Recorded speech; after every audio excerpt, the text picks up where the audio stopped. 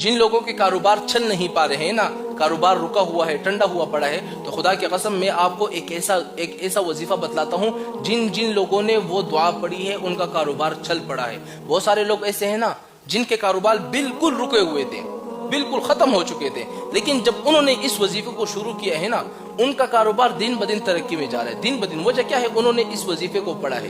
اب وہ دعا کون سی ہے؟ دیکھو، آپ نے سب سے پہلے کرنا کیا ہے، اگر آپ کی دکان ہے، کاروبار ہے، جب آپ دکان پر پہنچ جائے نا، شٹر اوپر کرنے والے ہو، دکان کے اندر داخل ہونے والے ہو، تو اس وقت آپ نے 3 مرتبہ سورہ اخلاص پڑھنا ہے۔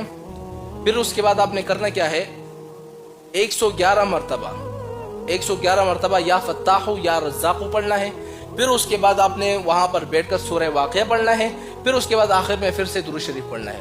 تو خدا کی قسم صرف 1 ہفتے تک اس عمل کو آزما لو، زیادہ نہیں، 1 ہفتے تک۔ اگر آپ کے کاروبار بڑا نہیں تو آپ پھر مجھے کہہ سکتے ہیں مولانا صاحب آپ کا وظیفہ کام نہیں کر رہا، صرف ایک اس وظیفے کو کر لو نا، تو خدا کی قسم آپ کا کاروبار دن بدن بڑھتا جائے۔